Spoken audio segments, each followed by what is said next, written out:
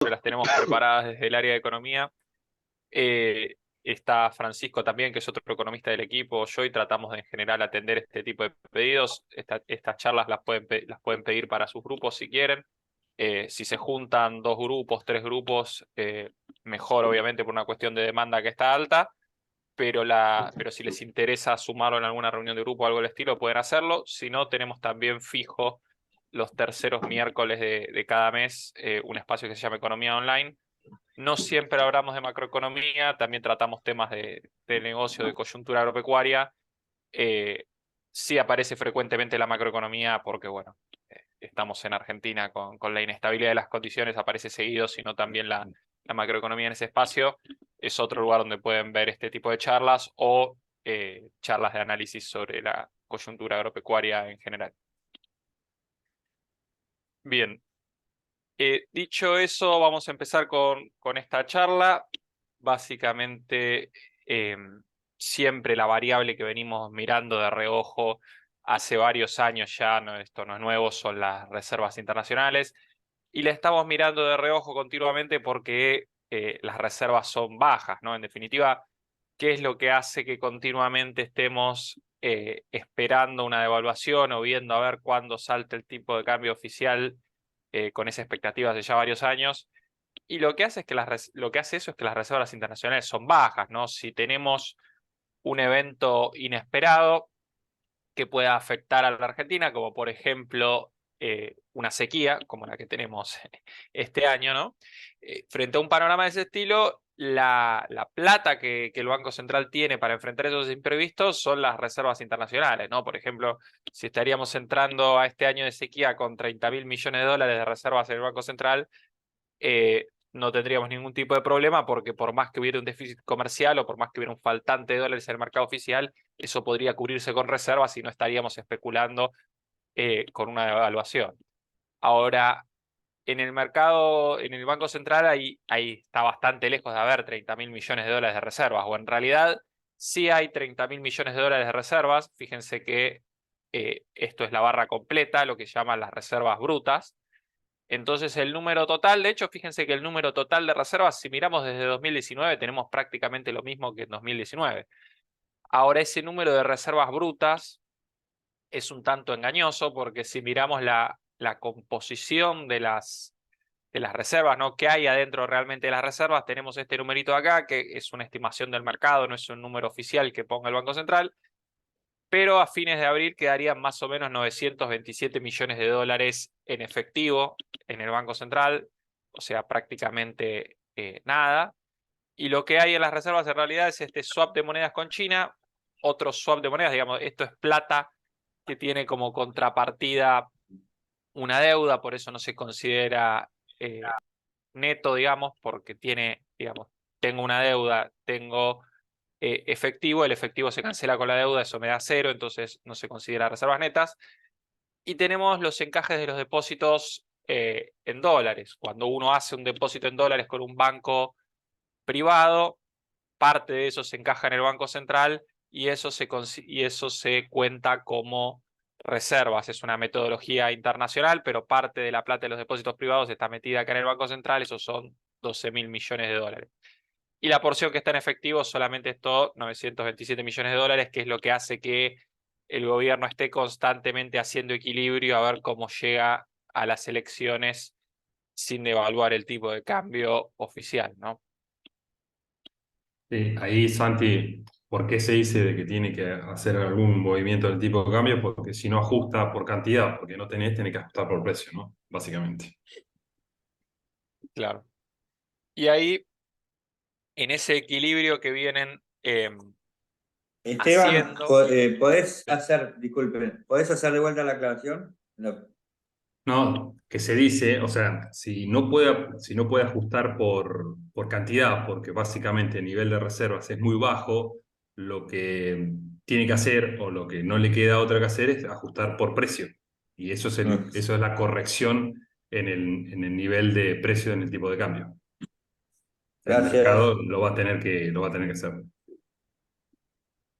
Es o por precio o por cantidad. No va a quedar otra. bien. Y en ese equilibrio, de alguna manera, de tratar de ir llegando, de llegar a fin de año sin devaluar, un truco que les funcionó el año pasado, en 2022, fíjense, esto es la intervención acumulada del Banco Central en el mercado cambiario. Arranca el año y cómo le va yendo al Banco Central en el mercado de cambios, cómo termina, si compró o vendió divisas. Fíjense lo que fue 2021 y bueno, el progresivo deterioro de la posición del Banco Central en el mercado de cambios todos los años. Esto típicamente tiene la particularidad además de que sigue la estacionalidad de la cosecha, ¿no? Hoy el gran oferente del mercado de cambios es el agro.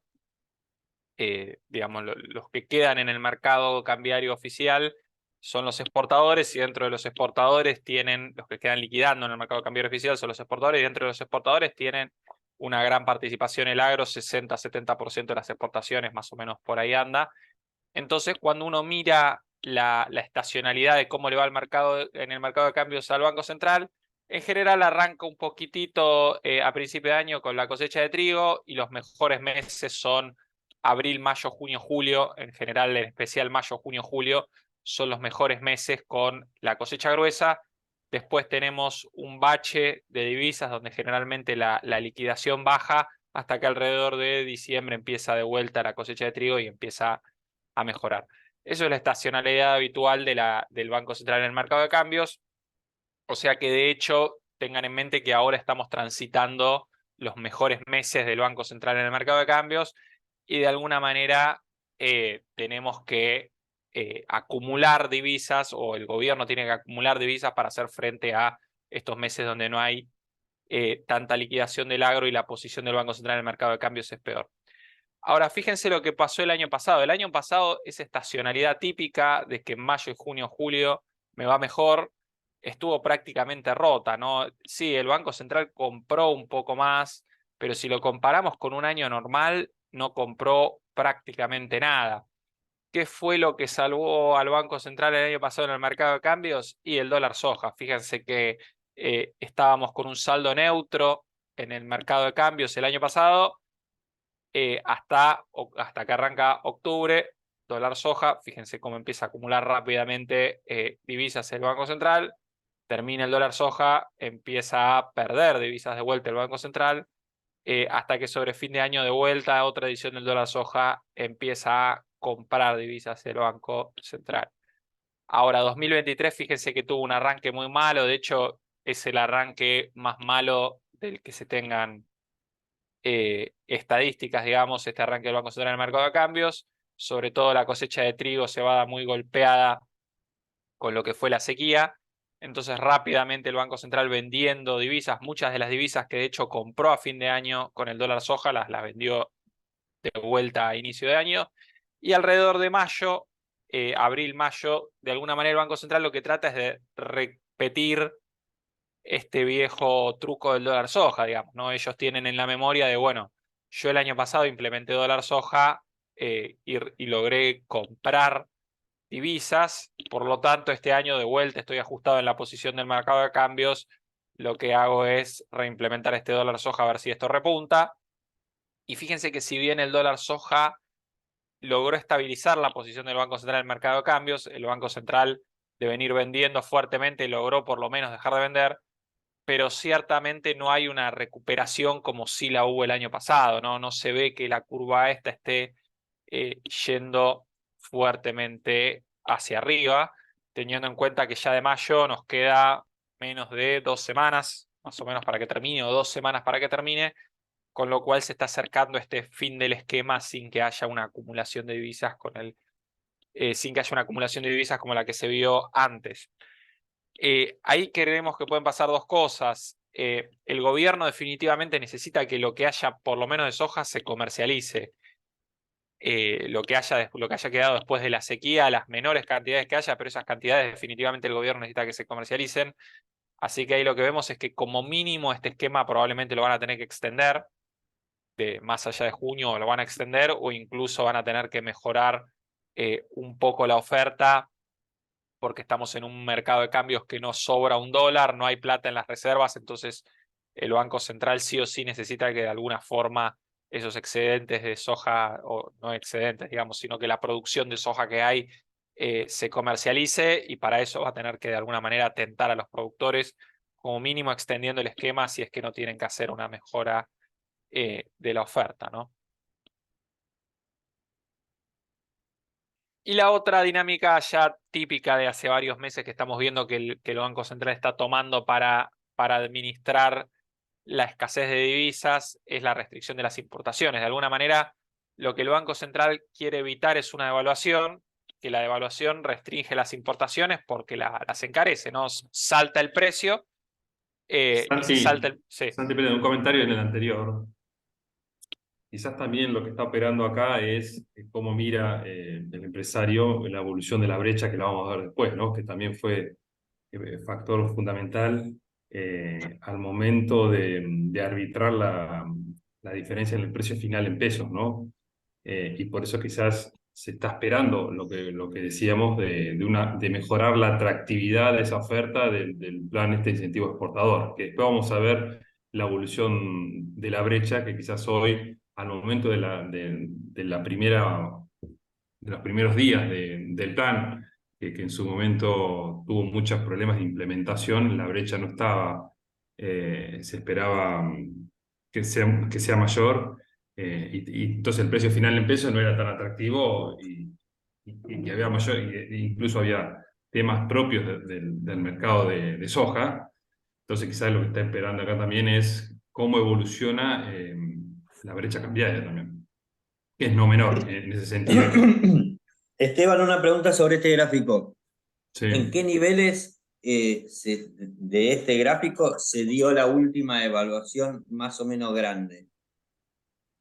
¿Me explico? A Sí, ver.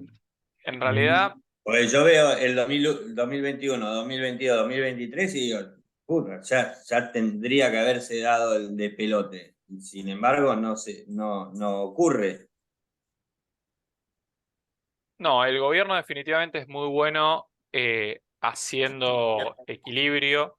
Algo que los ayudó muchísimo 2021 y 2022, recuerden, fue la propia suba De los precios de los commodities. de los precios internacionales. Ujú. Eh, ¿Por qué no se produjo una devaluación antes? Y porque tuvieron una ayuda fenomenal del lado de los precios que les permitió. Si uno mira la política económica del gobierno, siempre fue igual. No es que ahora están haciendo algo mucho peor de lo que ya hacían los últimos años. Si se quiere, la diferencia es que tenían, los años anteriores tenían muy altos precios de los commodities que les permitían tapar de alguna manera las limitaciones de la política económica local, y este año con la sequía quedó al desnudo las incoherencias o los problemas que ya existían antes. En cuanto a cuándo se debería producir la devaluación, es difícil saber. Sabemos que la situación está al límite porque no tiene margen, no hay dólares en el Banco Central para afrontar la situación, y el gobierno está tratando ahí de hacer equilibrio. Ahora, si se les escapa o no les escapa o no se les escapa, es muy difícil de saber. Estos años el gobierno ha probado que es muy bueno haciendo equilibrio. Hay que ver si les alcanza para llegar a agosto sin devaluar, pero esto un poco es la coyuntura del Del día día a a día, día. a ver qué van haciendo.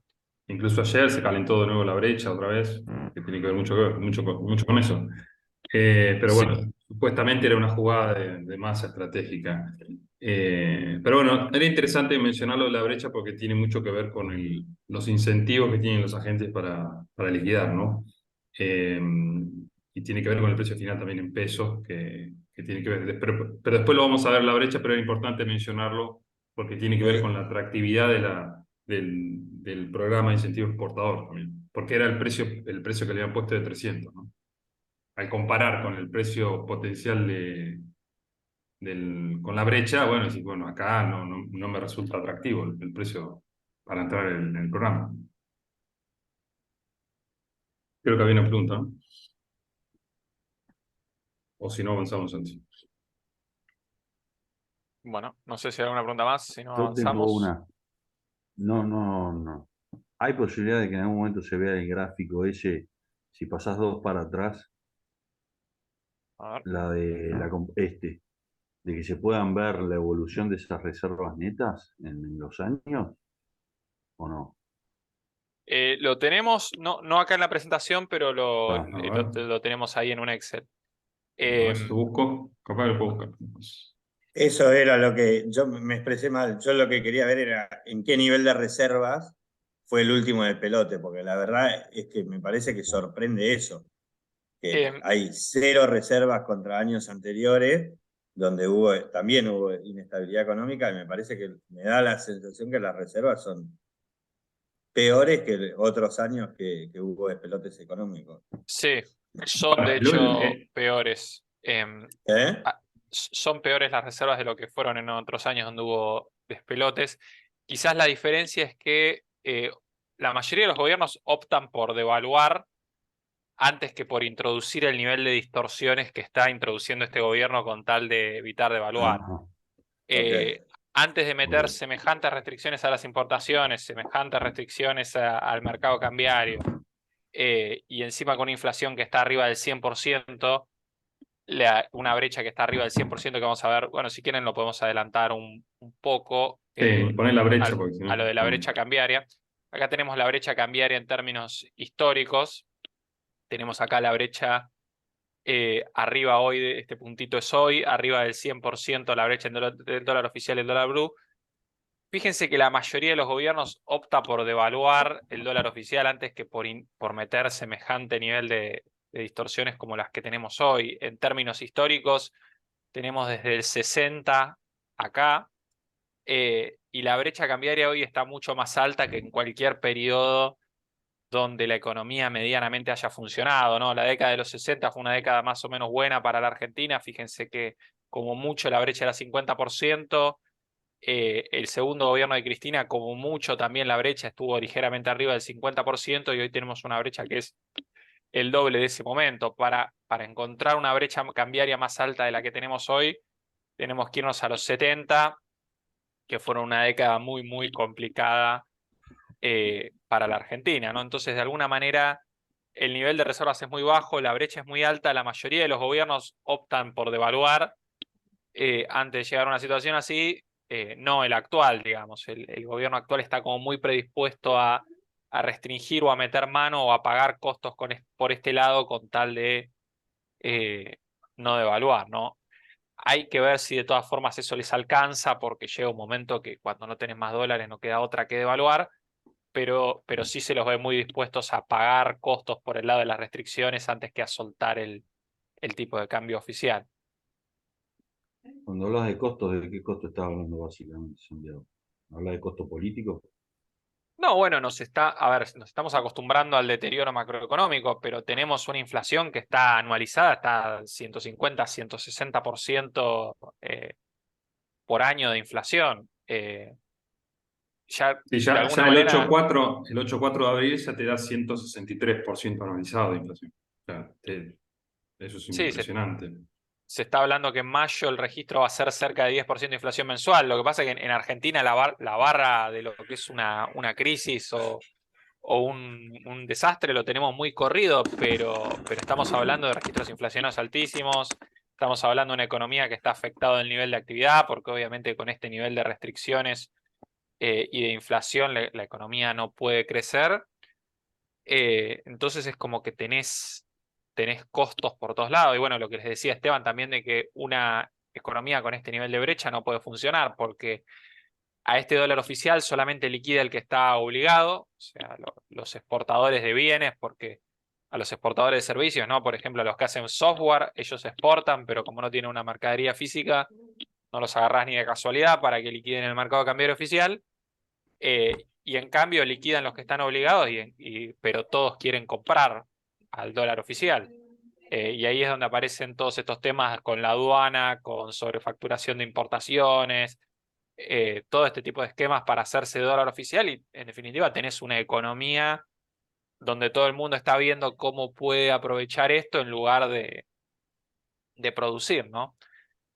Por eso es como que el gobierno dice, bueno, está bien, no devalúan el dólar oficial, pero están pagando costos eh, por todos lados en cuanto al funcionamiento de la economía, ¿no? Está bien, pero yo ahí veo una cosa, no sé si está bien, como lo estoy mirando. Fíjate la brecha que tenemos ahora, lo que fue la década del 80 con pleno quilombo de hiperinflación, que entiendo que fueron, yo era pendejo, ¿no? Tampoco soy tan pendejo, pero eh, a estos tipos todavía no les explotó esa bomba.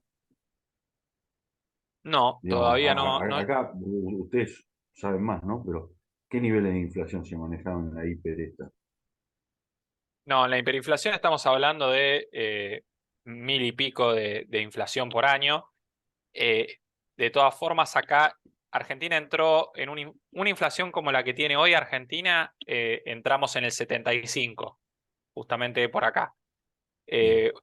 Argentina inauguró inflación de 3 dígitos en el 75.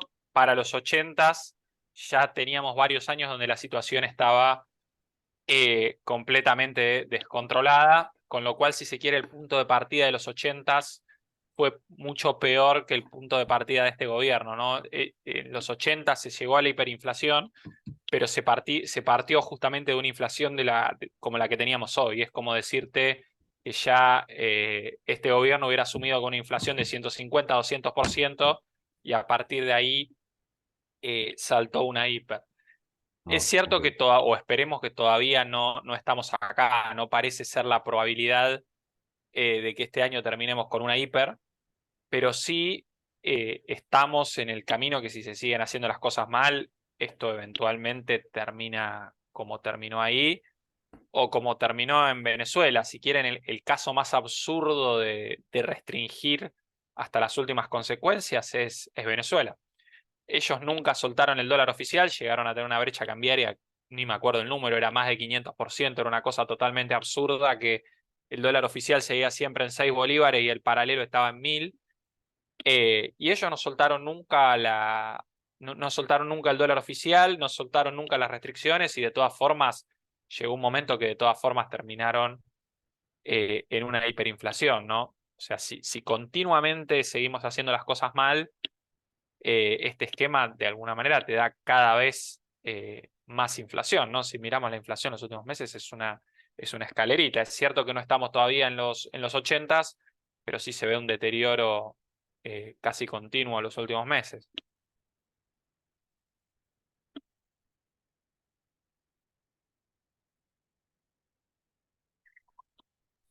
Ok, gracias. Vare, no sé si quieres sumar algo más. No, me quedo pensando el tema este del 30% de evaluación que le pide el Fondo Monetario para en las plenas negociaciones. No quiero espolear la presentación, pero después está el hecho de en qué marco uno corrige el tipo de cambio si no tiene atrás un plan de estabilización, que es lo que hoy, en definitiva, es lo que te está pidiendo en carácter de urgencia esta macroeconomía, ¿no? Porque si vos corregís el 30% el tipo de cambio sin un plan atrás de estabilización para el resto de las variables que sea consistente, eso es echarle manasto al fuego, porque se te va a escapar la inflación y después entras de nuevo en una espiral, que es lo que estábamos viendo recién, por ejemplo, en el tema de la brecha, ¿no?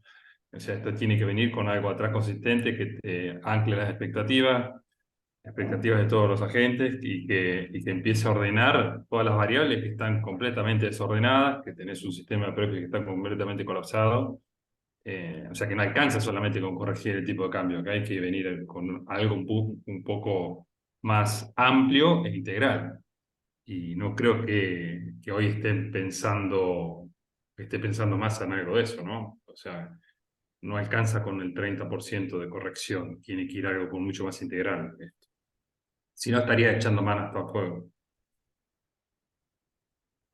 Sí, sí, sí, de alguna manera, claramente, si la inflación en mayo coquetea 10%, coquetea el 10% mensual sin devaluar, devaluando estaría en, no sé, 15%, más de 15%.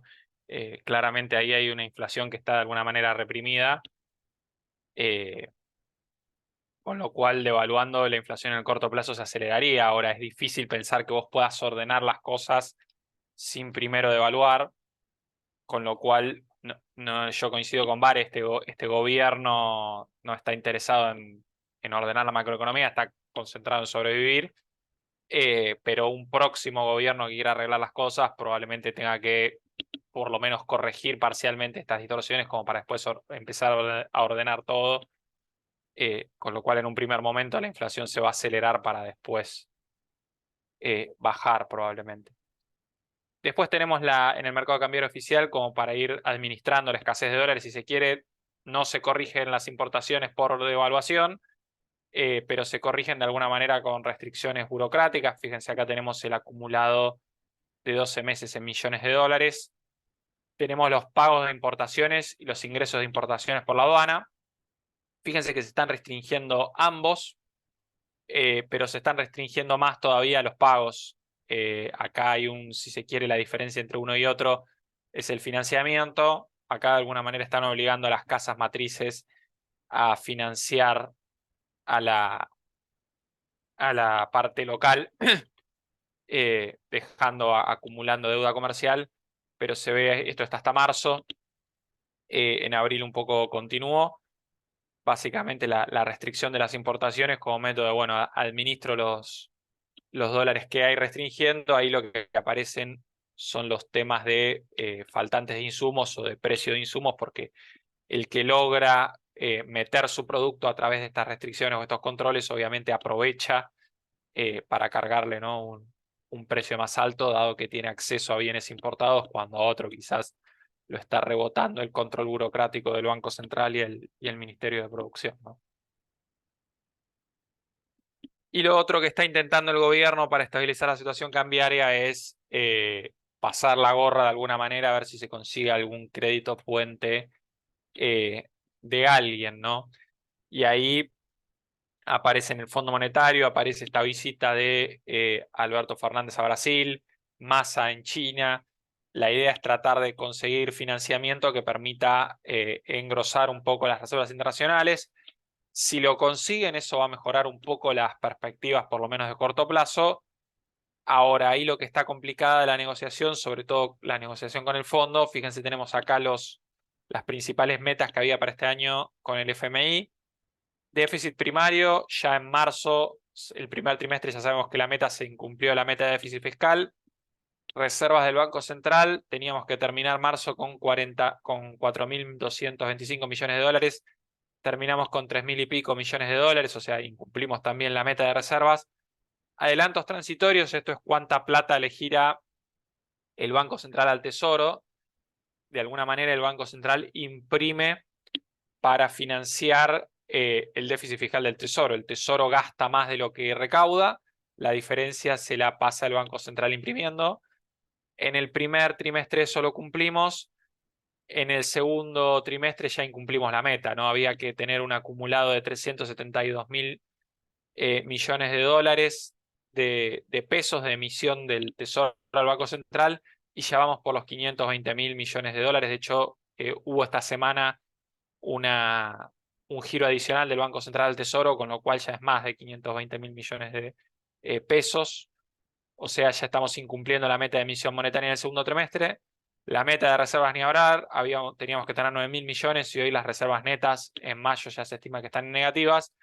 Y el déficit fiscal tenemos datos hasta marzo, pero si sabemos que el Tesoro está girando mucha plata para financiar al Tesoro y el Tesoro gasta y el Tesoro tiene, digamos, cuanta más plata le gira el Banco Central al Tesoro es porque el déficit es más grande, porque si yo estoy emitiendo para financiar al déficit, si estoy emitiendo mucho significa que el déficit es grande, con lo Ahí, cual, Santi, sí, tenemos una pregunta, creo, de Mariano. a ver. Sí, Mariano. Sí, a ver si yo entiendo bien lo de reserva del Banco Central. Nosotros, o sea, en marzo tenían 3.353 de reserva y estos flacos de marzo a junio perdieron más de 2.200 millones de reserva. ¿Es así? Sí, no es solo intervención en el mercado de cambios, sino 4.000. también pagos de No, deuda.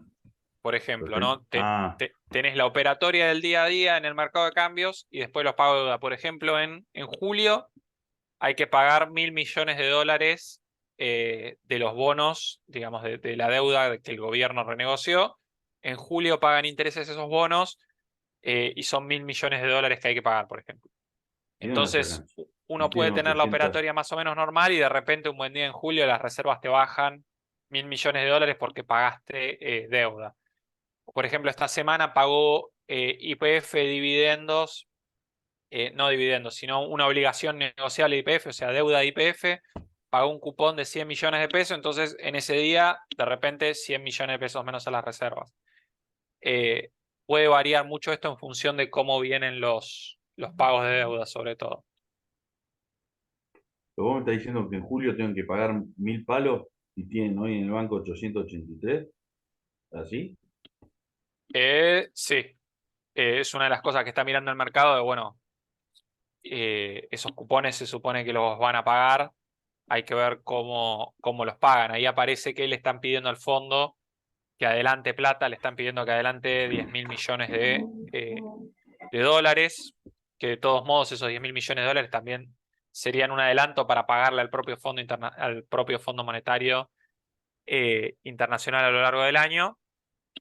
Pero una de las cosas que se está empezando a preguntar ahí el mercado, los economistas que miran más la coyuntura, es, bueno, ¿de dónde sacan los 1.000 millones de dólares eh, para pagarle al fondo? Para pagarle al fondo, no, perdón, eso es a los bonistas privados. Y ahí aparece también la desconfianza que hace que hayan habido retiros de depósitos los últimos días. Ahora parece que se estabilizaron, por eso sacamos el gráfico, parece haberse estabilizado, pero también aparece la desconfianza porque fíjense que hay 12.000 millones de dólares del Banco Central, hay 12.000 millones de dólares en el Banco Central que son de los depósitos privados. Entonces ahí aparece la desconfianza de, bueno, de dónde están sacando plata estos tipos para pagar. El gobierno dice, yo estoy sacando acá del swap con China. Los que son un poco más desconfiados dicen, ojo, que el gobierno tiene 12.000 millones de dólares, que no es poca plata, que son de los depósitos privados. Y ahí aparece que hubo un cierto retiro de depósito en las últimas semanas que parece haberse estabilizado. Todavía quedan alrededor de 15.000 millones de dólares en los bancos privados todavía, ¿no? Y parte de eso está encajado en el Banco Central.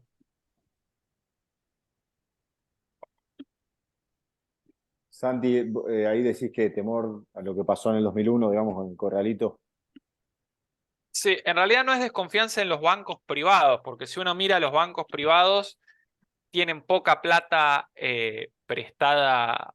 prestada en dólares, digamos, los bancos privados están solventes, es desconfianza más bien en el Banco Central, porque decís, bueno, estos tipos no tienen un solo dólar en las reservas, pero tienen 12.000 millones de dólares de encajes de los depósitos. De alguna manera es como que lo que se ve es que es si se quiere, el lobo cuidando las gallinas, ¿no? Un gobierno muy necesitado de dólares que tiene esta porción de dólares que en realidad son del sector privado encajado en las reservas y con el historial de confiscaciones que hay en Argentina, muchos dicen, bueno, yo me anticipo, a mí de vuelta no me agarran y por las dudas voy y Quizás lo Santi saco.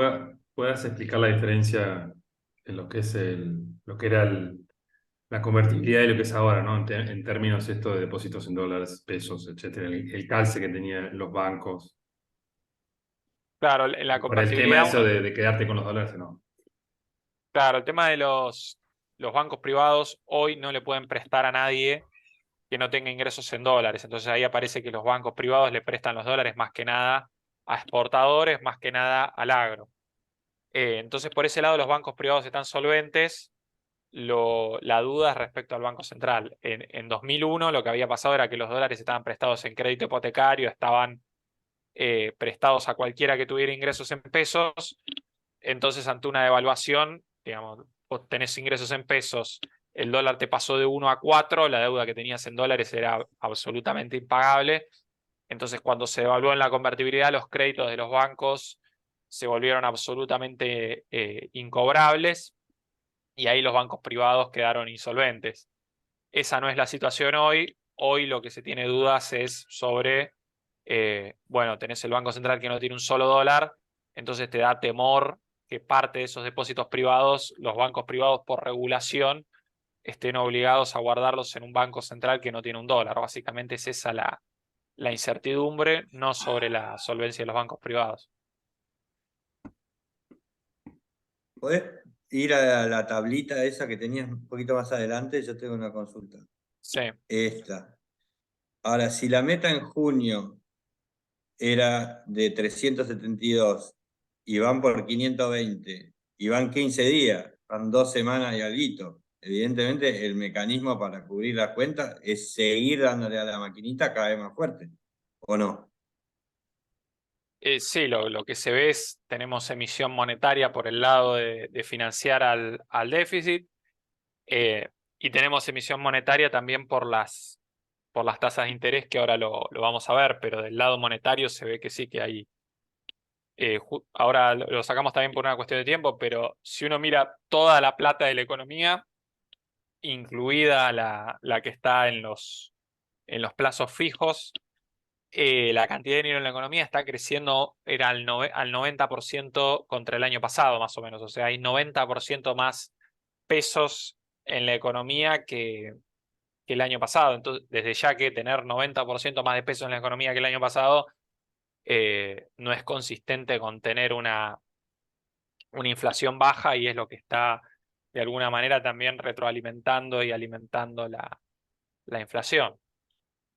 Te puedo hacer una pregunta que no tiene nada que ver con esto. ¿Cómo se ve cuál es la masa de pesos que hay en la economía cuando yo revoleo cheque de pago diferido sin control al año que viene? Nunca lo puedes saber, en definitiva. Podés saber lo que, o sea, lo de hoy es producto de lo que se revolvió el año pasado, ¿o no? ¿O estoy equivocado? Eh, Sí, a ver, el Banco Central lo que mide, tenés distintos agregados. Tenés agregados que miden el efectivo solamente, que eso es la base monetaria, ahí no estarías mirando, digamos, estás mirando el efectivo de la economía, y tenés agregados cada vez más sofisticados, donde vas incorporando cuentas a la vista, donde vas incorporando los plazos fijos y donde vas agregando cada vez más cosas. Ahora, eso sí es una foto, digamos, de cómo está la cantidad de dinero hoy, de alguna manera. Cómo va a estar eso en el futuro, lo podrás estimar, pero el Banco Central lo que te va reportando es, bueno, hoy la cantidad de pesos Ok, en la economía que hay es esta, de alguna manera. ok. Que es lo que mencionaba Santi, el M3, que es que está evolucionando al 93%, que es que te marca el piso, ¿no? Que inflacionario, que es que al final, bueno, el gobierno quiere luchar esa guerra contra la inflación que hablaba Alberto Fernández. ¿Cuándo fue que lo dijo? En 2022, hace un año. Y tenés el M3 evolucionando al 93%, ya, bueno, ya te marca el piso que te va a ir marcando la inflación. Y tenés un mayo que ya está performando a 163. O sea, ya tenés esas dos bandas. Y estamos nosotros en el medio. No son las noticias que queremos dar un viernes a la mañana, ¿no? Pero bueno. Era como un viernes, acá está lloviendo, un viernes lluvioso y con estas noticias te digo, tenés que estar bastante sólido. Mirá, después terminamos con ronda de novedades de pum para arriba, así que Vamos, por Fran, eso, armate algo para Ahí el está, ahí final. está. Ahí por eso está. pusimos esto primero. En definitiva, entonces, del acuerdo con el Fondo Monetario, medio que no estamos cumpliendo nada, y ahí le estamos yendo a pedir, está la negociación a ver si nos adelantan plata como para llevar mejor estos meses. Hay que ver el desenlace, eso no lo podemos saber, es una negociación a puerta cerrada, si les adelantan o no. Sí, lo que sabemos es que esa negociación está yendo de alguna manera mostrando que no pudiste cumplir las metas. Eh, Tenemos acá las tasas de interés y la inflación. Lo que vemos los últimos meses es que progresivamente el Banco Central viene subiendo las tasas de interés de referencia, de las LELIQ y demás. Es cierto que las tasas de interés nominales hoy están por encima de las que tenía Macri en 2019. Ahora, más allá de la chicana política que le hacen a Alberto Fernández con todo el tema de que le iba a pagar a los jubilados con las LELIQ y demás, fíjense que hay una diferencia bastante importante con lo que fue el final, sobre todo de la presidencia de Macri, que hoy las tasas nominales están más altas que en ese momento, pero la tasa real comparada con la inflación está más baja, ¿no? Fíjense que en esta parte la tasa de interés efectivamente le ganaba a la inflación y hoy en día lo que vemos es que está bien, la tasa de interés viene subiendo desde principios de 2022, más o menos empezó a subir la tasa, pero a pesar de que viene subiendo la tasa, la inflación viene subiendo cada vez más, con lo cual de alguna manera la tasa viene corriendo de todas formas de atrás a la inflación. Y esto tiene que ver con un banco central y un tesoro que están muy endeudados en pesos. Acá, sobre todo el Banco Central, veníamos de devaluar, el Banco Central había licuado su deuda en pesos, entonces no teníamos un Banco Central muy endeudado en pesos y podía poner las tasas altas. Hoy en día, al estar el sistema tan endeudado en pesos, cuando suben la tasa de interés, lo que generan es que pagan más intereses sobre la propia deuda en pesos que tienen, con lo cual, contrario a lo que es el funcionamiento más intuitivo de la economía, cuando ellos suben la tasa de interés, en lugar de emitir menos, terminan teniendo presión para emitir más, y eso es lo que puede explicar esta dinámica donde se viene subiendo la tasa de interés, pero al mismo tiempo se viene aumentando la inflación. Fíjense que incluso con las subas que metieron, de todas formas la tasa de interés sigue estando cómodamente por debajo de la inflación. Estos son promedios mensuales, pero con con la última suba de todas, en lugar de con un promedio mensual, esto ya les daría 8% mensual, están dando las LELIQ. Y fíjense que por más que les dé 8% mensual, en abril fue 8,4% la inflación y en mayo se habla de que va a ser 10%, con lo cual ni siquiera ese 8% mensual les alcanza para ganarle a la inflación como pasó acá en 2018-2019, ¿no? El esquema de microdevaluaciones diarias está un poco errática la política cambiaria. Esto es algo que les mencionó Esteban. Fíjense que típicamente en años electorales, sobre todo en 2021, se ancla fuertemente lo que es el tipo de cambio oficial. Hoy la situación no les permite, no es que no tengan ganas de anclarlo, sino que la situación no les da margen, entonces tienen que mantenerlo creciendo un poco más por arriba de lo que probablemente quisieran. Fíjense que a lo largo del año, quizás a inicios, se amagó con empezar con una dinámica medio electoral como la de 2021. Ahora eso después lo tuvieron que revertir rápidamente y en las últimas semanas de vuelta desaceleraron el ritmo de evaluación del dólar oficial. Pero si miramos ayer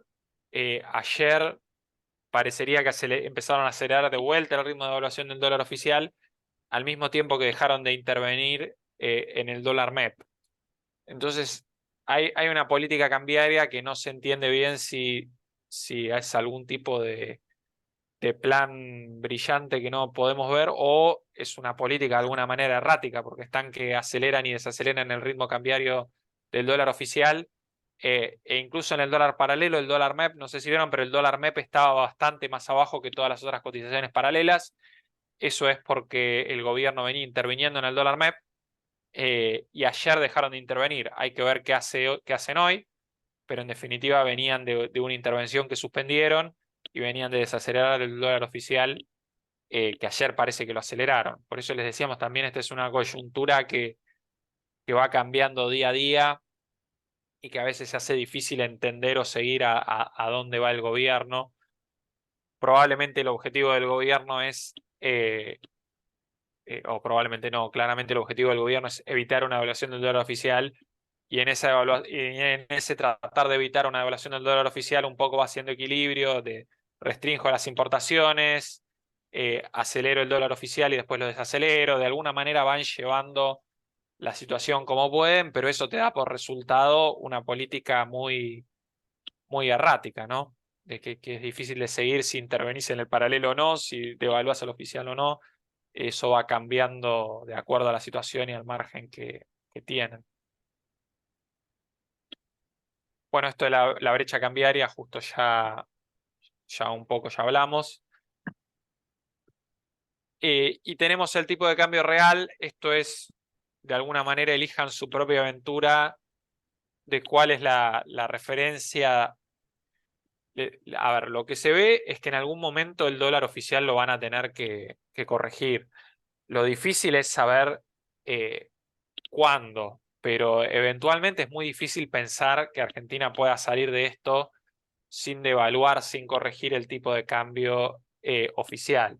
Quizás la pregunta ahí es si el dólar oficial se le escapa a este gobierno o si devalúa el próximo gobierno al inicio de la gestión, pero es difícil pensar que podamos transcurrir estos años sin que en algún momento salte el dólar oficial. Ojalá fuera el caso, pero no parece ser el escenario más probable. Ahora, ¿cuánto debería subir el dólar oficial? Fíjense que en 2021, cuando atrasaron el tipo de cambio oficial por las elecciones, ya en este momento se veía que Argentina tenía poco margen para atrasar el tipo de cambio oficial, pero de todas formas, para maximizar las chances electorales, lo atrasaron. Si se quiere, para revertir esta apreciación bastante irresponsable, sería una devaluación de más o menos 30%, ¿no? De ahí sale el número mágico, si se quiere, de 30%, que se menciona mucho, parece que es lo que está pidiendo el Fondo Monetario. Si el Fondo Monetario está pidiendo eso, lo que está diciendo es: poneme un dólar oficial a 294 y ese dólar oficial a 294 te devolvería la competitividad que tenías en 2021, ¿no? Este gráfico se lee como que si yo pongo el dólar hoy a 294, vuelvo a tener la competitividad cambiaria que tenía a inicios de 2021 antes que lo atrasaran. Algo interesante es que 30% también es una devaluación muy similar a la que hubo en 2014. En 2014 se devaluó 30% justamente el tipo de cambio oficial, con lo cual sería 30%, si se quiere, es una buena referencia de cuánto puede ser una devaluación con cepo cambiario en este contexto. Ese 30% es una buena referencia. Lo otro interesante de este gráfico es que fíjense que para tener la competitividad de 2002, nosotros deberíamos tener un dólar oficial a 495. Fíjense que 495 es un valor muy similar al del tipo de cambio paralelo. ¿Qué pasaría entonces si un gobierno nuevo abre el cepo y el dólar oficial se va al valor del dólar paralelo? Y tendrías un superdólar como el de 2002, pero también tendrías entre manos una situación social complejísima. Pero de alguna manera esto lo que nos muestra es que el valor del dólar oficial, el del dólar paralelo, perdón, es un valor altísimo, ¿no? Si la economía, si el dólar de la economía, si el dólar oficial de la economía fuera el dólar paralelo, tendríamos unos niveles de competitividad altísimos y unos niveles de problemas sociales igualmente altos. Esto de alguna manera entonces como para que tengan de referencia los distintos dólares de la economía, cuánto habría que devaluar y qué pasaría con la competitividad si el dólar fuera el paralelo o este dólar con una devaluación de 30%. Ahí, Santi, si querés volver para atrás, ahí en enero de 2016 tenés el salto cambiario con un nivel de reservas muy bajo, que era la pregunta que había hecho al inicio, creo que era Santiago. Bueno, ahí tenés una comparativa, que en ese momento las reservas del Banco Central eran negativas, muy bajas, después de un proceso muy largo de apreciación cambiaria, y ese es un salto del tipo de cambio, como para tener ¿Ahí una cuánto idea, ¿no? subió en porcentaje? Y ahí estaba, ¿cuánto puede ser ahí? Y en 2016 150. subió bastante porque estaba de 9, que está el dólar oficial, se fue a 16. Sí, pero después Que bajó, ¿no? Fue un overshooting y después bajó. después bajó, ¿no? Inicialmente pasó de 9 a 16, que el 16 era el valor del paralelo en ese entonces. Eso sería, si se quiere, una devaluación. El último 60%, antecedente que tenemos 70%. levantando el cepo es ese. Cuando levantaste el cepo la última vez, pasaste te fuiste al valor del tipo de cambio paralelo.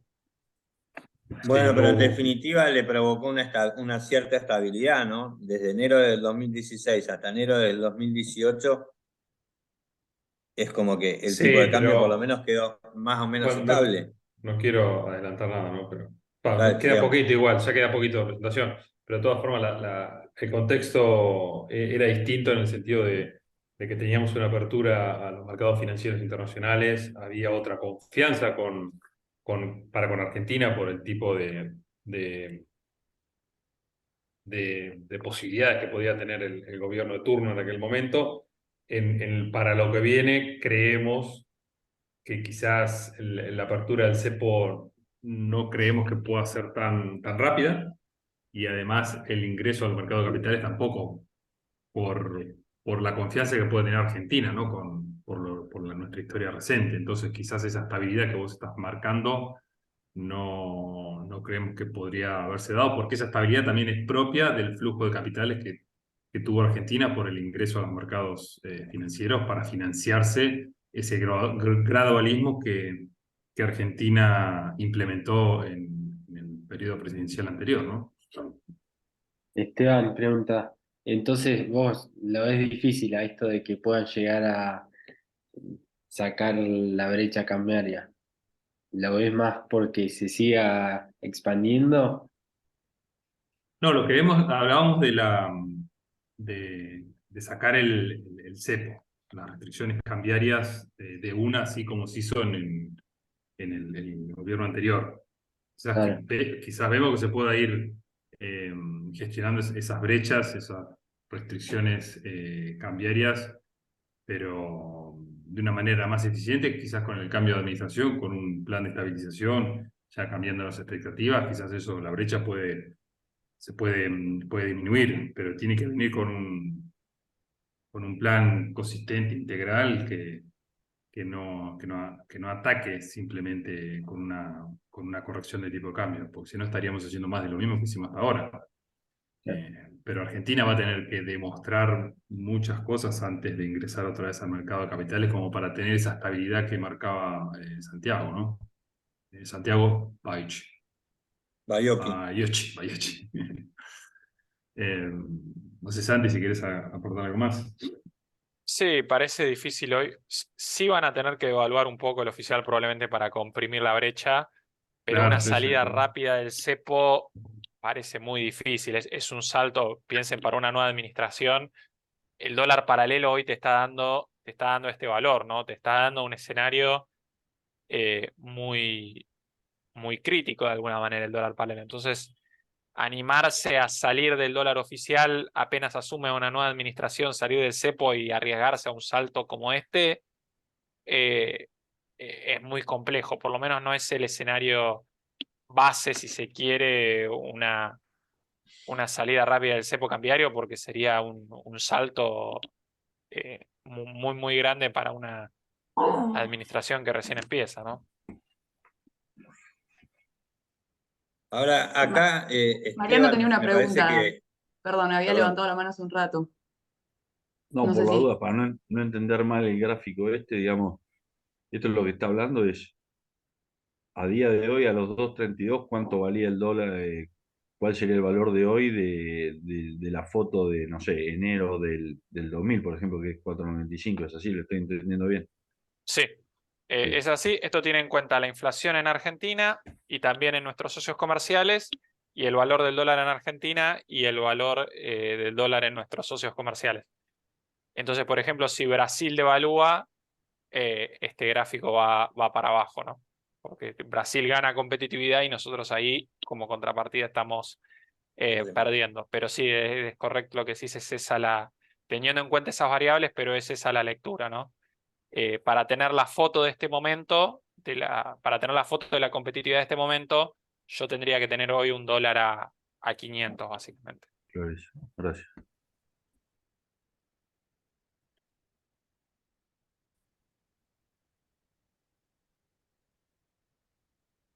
Bien. ¿Alguna pregunta más acá? Si no, no, avanzamos. Eh, bueno, y con esta economía de alta inflación, restricciones a las importaciones, sobre todo las importaciones, son clave para poder crecer, ¿no? Argentina tiene alta dependencia de insumos importados, entonces entre estos niveles inflacionarios y las restricciones es una economía a la que es muy difícil, a la que le es muy difícil de crecer, y de hecho desde el último trimestre del año pasado que la economía un poco se está retrayendo. En marzo la actividad económica estuvo un poco mejor. De hecho, ahí se vio también en marzo que las importaciones estuvieron un poco mejor, estuvieron liberando un poco más en esta gimnasia de ir haciendo equilibrio entre libero un poco más, pero después en abril tuve que dar marcha atrás porque se agudizaron los problemas cambiarios. Pero en definitiva una economía que está estancada o contrayéndose. Para este año se espera una contracción de alrededor de 3% de la economía, y en ese marco nos sorprende que los salarios no estén de lo mejor, ¿no? Ahí una promesa central del gobierno de Alberto Fernández era recuperar esta caída del salario real que se dio a partir de la crisis que empezó en 2018 en el gobierno de Macri. Fíjense, los salarios cayeron alrededor de 20% en términos reales. Sin embargo, esa promesa de recuperación, fíjense que no ocurrió. De hecho, en la línea verde, que es el salario promedio de la economía, fíjense que de hecho de 80 bajó a 77, o sea, no solo no se recuperó, sino que además tuvo una retracción adicional. Ahora, ese promedio lo que esconde, si se quiere, es que tenemos a los privados formales que están un poco mejor, los trabajadores privados del sector formal, los públicos que también están un poco mejor que el promedio, y los que están bajo del agua son los que están, los trabajadores informales o los que están trabajando en negro, ¿no? Esto probablemente es lo que explica las manifestaciones constantes, ¿no? al Ministerio de Desarrollo Social, que si uno mira cómo evolucionó el salario de los sectores más populares, si se quiere, de los sectores más pobres, y de 100 pasaste a 60, es una caída de 40% en los ingresos, estamos hablando de una caída muy, muy grande, ¿no? Y nos sorprende que con esa evolución del salario lo que se espera es que haya un cambio de signo en la administración durante las elecciones de este año. Acá dejamos las encuestas, cada uno verá cuánto le cree a las encuestas o no. La verdad que en los últimos años no vienen mostrando ser muy adecuadas en cuanto a su capacidad predictiva. De alguna manera, de cómo van a estar las cosas nos vamos a enterar en la gran encuesta de las PASO. Pero de todas formas les dejamos esta aplicación que está buena, es de un politólogo que está haciendo su doctorado en Estados Unidos, que se llama Fede Tiberti. Hizo esta aplicación que lo que hace son promedios de encuestas. Cada puntito es una encuesta distinta y arma estas líneas que nos muestran el promedio de las encuestas. Es algo que se hace mucho en Estados Unidos. Hay una página que se llama 538, si no recuerdo mal el nombre, que es de un tipo muy famoso que hace estas agregaciones de encuestas en Estados Unidos. Él reproduce esta metodología para Argentina y toma los promedios. De vuelta, las encuestas últimamente en Argentina no vienen prediciendo muy adecuadamente. Ahora, si tomamos lo que se ve acá, hoy estaríamos en un escenario de relativa paridad entre Juntos por el Cambio, La Libertad Avanza y el Frente de Todos, con un muy buen porcentaje de blanco o indecisos, que es la línea gris. Eso sería el escenario que dan las encuestas, al menos. Les dejamos acá el link. Si quieren ingresar, les permite interactuar, elegir qué encuestadoras quieren ver y otro tipo de funciones. Y ya con eso estaríamos. Como comentarios finales, lo que se ve es que el gobierno en el plano económico básicamente está haciendo equilibrio, tratando de llegar a las elecciones sin devaluar, pero hay una sábana muy corta y las incoherencias del esquema son cada vez más difíciles de ocultar, ¿no? Sobre todo las incoherencias del esquema se ven en la inflación, que mes tras mes viene dando la noticia que se acelera, y en la actividad que desde fin del año pasado viene o en caída o estancada. Si no se le escapa el dólar a este gobierno, probablemente va a tener que arrancar devaluando, al igual que pasó en 2016, una próxima administración va a tener que arrancar devaluando. Hay que ver si el gobierno llega o no, pero parece difícil pensar que puedan llegar a ese momento sin devaluar.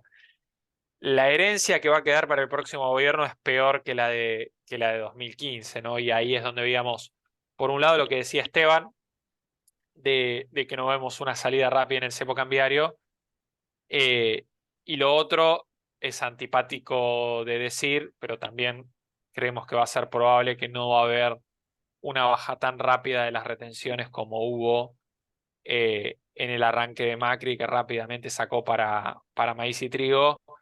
Acá probablemente va a ser más gradual porque el próximo gobierno va a heredar una situación bastante peor que en 2015.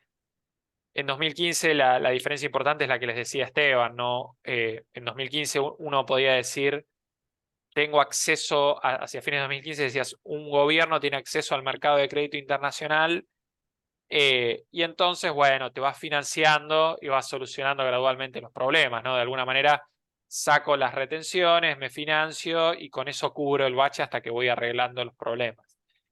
Ese escenario de financiarse hoy no existe, lo cual hace que esa discusión, si recuerdan, en 2015 era el gradualismo o el shock. Hoy me parece que para un próximo gobierno, o nos parece que para un próximo gobierno, esa discusión no está, no hay con qué financiar el gradualismo, así que probablemente va a haber que implementar un programa de shock y dentro de ese programa de shock parece difícil que saquen rápido las retenciones. Y lo otro que se está discutiendo mucho es el tema de la dolarización, con sobre todo estos recurrentes problemas inflacionarios que aparecen una y otra vez en Argentina. Se propone una solución drástica, ¿no? Que es, bueno, si el problema es que todo el tiempo estás financiando, emitiendo para financiar el tesoro, directamente te saco la capacidad de emitir, y si no puedes emitir, no puedes financiar el tesoro emitiendo.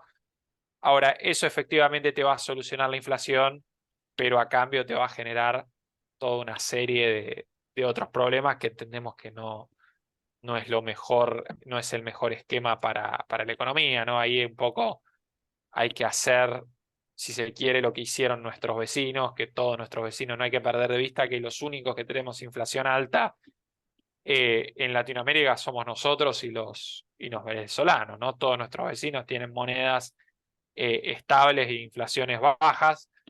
A lo que tenemos que apuntar en definitiva es a eso, tampoco es que hace falta o un plan drástico, o tampoco hace falta ser Suiza de alguna manera, solamente hay que ir al vecindario para ver que se pueda hacer una administración mucho más correcta de la economía, ¿no? ¿Cuáles son los problemas que vos ves? Sí, ojo, no soy muy partidario de esto, ¿eh? Pero ¿cuáles son los problemas reales en alguna variable frente a una dolarización? O que ven desde el área. No, el ¿Qué problema es cosas pasarían? el problema es que quedas atado a una moneda que no sigue los ciclos de la economía argentina. Ese es el problema general.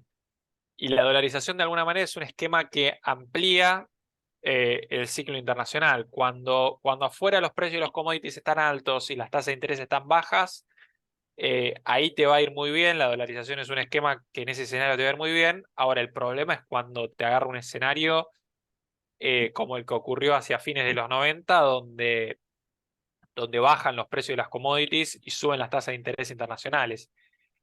Ese es un esquema, cuando pasa eso, es una situación en la que Argentina típicamente necesitaría devaluar, solo que no puedes hacerlo.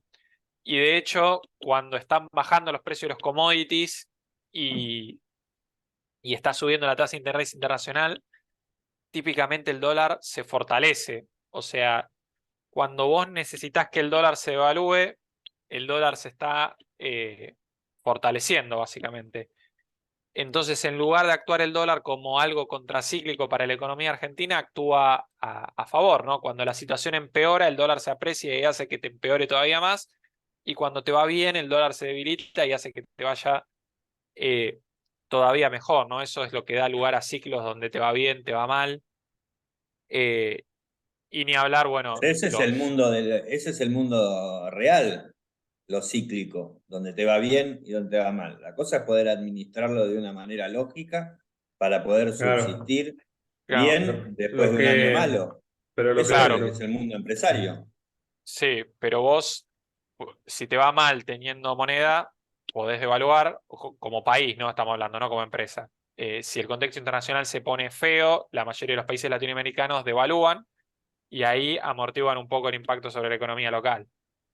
Creo que a lo que apuntamos es que con el esquema de dolarización tenés menos herramientas de política monetaria para enfrentar estos shocks exógenos.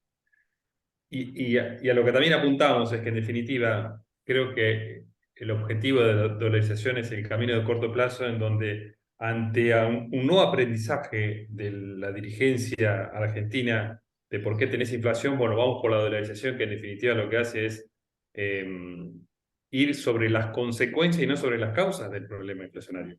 Que es, bueno, ponemos el esquema de dolarización que te corta de raíz el problema inflacionario.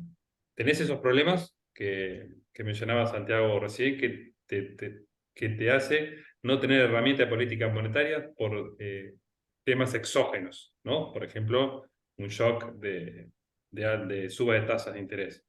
Pero en definitiva, lo que no estás haciendo es un aprendizaje colectivo de por qué tenés el problema inflacionario en Argentina, que es que no estás siendo disciplinado fiscalmente. Y en definitiva, para llegar al tema de la dolarización, tenés que hacer una serie de correcciones dentro de lo que es la macro local, que si haces esos pasos, quizás es muy probable que puedas seguir teniendo un esquema de política monetaria como los países vecinos que mencionamos anteriormente. Y quizás puedes tener ese aprendizaje local para tener un esquema con esas herramientas que te permita gestionar shock endógenos y exógenos. Por eso creemos que es tanto por el tema de un aprendizaje colectivo de por qué tenemos inflación, y es tanto también, como mencionaba Santiago, por el propio funcionamiento así de dolarización. No sé si me expliqué. Sí, lo que yo no termino de entender es cuál es la posibilidad de real salida para que se logre lo que pasó cuando se dio esa devaluación en enero del 2016 y después quedó más o menos estable. Yo, la cosa acá es si es primero el huevo o la gallina, si es construyo un plan o desarrollo un plan y lo tengo que ir a vender, porque la verdad que una empresa cuando sale al mercado a capitalizarse, vos te capitalizás de dos maneras. Una es generando más plata de la que gastás y haciendo un ahorro real, que tenés que tener el capital inicial para poder hacerlo. Otra es diseñar un plan, ir a pedirle la plata a alguien y que te tenga confianza. La primera alternativa vos tenés que tener el capital. Argentina no tiene capital. Alguien tiene que ponerle capital. No lo tiene. No lo tuvieron en diciembre del 2015 y lo salieron a pedir. Construyeron un plan, se lo vendieron a alguien y alguien dijo, che, vamos a ponerle una ficha de estos tipos y más o menos lograron mantenerlo. Después se hicieron 2.000 millones de macanas. Pero ¿con qué capital sale Argentina a jugar la nueva campaña? No tiene, no tenemos. Esa es la duda. ¿Qué partido político va a venir a poner un paño frío si no hay plan y no salís a... el último acuerdo con el fondo tiene poquito tiempo. No cumpliste ni la primer meta. Y en la segunda duplicaste el déficit de la primera. Un desastre. Es como ir al Banco Galicia a pedirle, dame para la tarjeta, y la primera no pagarla, y la segunda no pagarla, habiendo duplicado el error de la primera. Te dicen, hasta luego, tenga suerte. Yo no entiendo cuál es el plan que tenemos que ir a buscar en votos, digo, ¿entendés? ¿Qué tenemos que salir a buscar? ¿Una dolarización es viable, no es viable? Me parece que el problema es netamente la administración. Si vas a administrar con el culo. Yo miraba las reservas recién. El ministerio de la mujer, o no sé cómo carajo, de ideología, tiene un presupuesto de 7.000 millones de dólares anuales. 7.000. Y las reservas son de 900. Entonces, no es que no aprendimos, no lo quieren hacer. Tienen otra óptica. Están robando la guita. No es que no aprendimos, me parece. Chao. No, No, sí, a pero ver. discutamos a ver qué piensa cada uno, porque a mí realmente me parece importante qué es lo que vamos a votar. Yo no sé qué voy a votar y me desespera, digamos. No, a ver, el próximo gobierno la va a tener complicada. Por algo no se presenta Cristina, digamos. Yo creo que ella ve claramente, entre otras cosas, que si tuviera que gobernar 4 años más, no saben de qué se disfrazan de alguna manera. Y en cuanto al plan y demás, primero van a tener que venir los resultados de alguna manera. En 2015, de alguna manera, nos creyeron que íbamos a arreglar las cosas y demás. Después de esa experiencia, bueno, podemos discutir los motivos, pero al final no terminó bien. Y esa dinámica creo que hoy es difícil de repetir, ¿no? Primero vamos a tener que mostrar resultados, sobre todo en el plano fiscal, y después irá retomando la confianza, pero me parece, primero van a tener que venir los resultados y después lo otro. Ahora, en cuanto a la motivación, a esta altura, ya el que arregle la economía, ahí nos parece que tiene dividendos, o sea, el que baje la inflación tiene dividendos políticos para recolectar, ¿no? La situación está muy deteriorada y va a llegar más deteriorada todavía a las elecciones. Y un poco el incentivo para hacer las cosas es que el que arregle esto tiene una muy buena base para quedarse varios años. Lo que pasa que, bueno, primero hay que arreglarlo, que es un tema no menor, ¿no? Pero la recompensa, si se quiere, a nivel político la tienen después al final. De acuerdo. La tendría la recompensa también, porque nuestro país no tiene mucha memoria, así que Es muy ingrato, tampoco. sí. Es muy ingrato. ¿Qué lista sos, Santi? ¿Cómo? Juntos por la mesa de ¿Y cuál es tu Azules. lista? Ah, no. Ya está Torroba, ya está Berongaray. Sí, ya estaba- no desalcanzó en La Pampa a Torroba y Berongaray, pero Pero en Che, en muchos pueblos se hicieron re buenas elecciones, ¿o no? Sí. O sea, no fue no fue provincial, digamos, pero en muchas localidades importantes le fue muy bien. Sí, aparte la diferencia que hubo, digamos, para una provincia que es tan peronista como La Pampa, fue bastante corta. O sea, ambos hicieron muy buena elección para mí. En Pico, por ejemplo, ¿cómo le fue? No, terminó ganando el Frente de Todos, pero estuvieron palo a palo. Creo que fueron pocos ¿En votos la Pico diferencia. también? Sí. El Toy también. Tremendo. Quemú, Guatraché, Es, Macachín y no me acuerdo de otra. 4 municipios que ganaron. ganen en Pico es tremendo, boludo. No Sí. puede creer. sí, Pico es provincia de Buenos Aires directamente. ¿Eh? Que Pico es como provincia de Buenos Aires directamente, aparte. Sí, pero además es un distrito muy rico, digamos. Por eso a eso me refiero. Una economía fuerte, ¿viste? El tipo que vive ahí, me parece que debería ponerlo en valor, ¿viste? No es lo mismo vivir en Pico que vivir en Winifreda. No tiene nada que ver, ¿viste? Che, Y- bueno, como les dije, de acá todo para arriba, el resto de la reunión. Así que, Voy Santi, a chequear que no Es tenga un poco cargado el rifle, injusto, ¿viste? ¿no? Es un poco injusto para el área, Hay pero que bueno. descargar los rifles, Víctor, ¿eh? No te vas a hacer una macana. sí, esperemos que la charla macroeconómica, por lo menos los próximos años, pueda empezar a dar buenas noticias porque venimos de un ciclo bastante complicado desde 2018 en el área.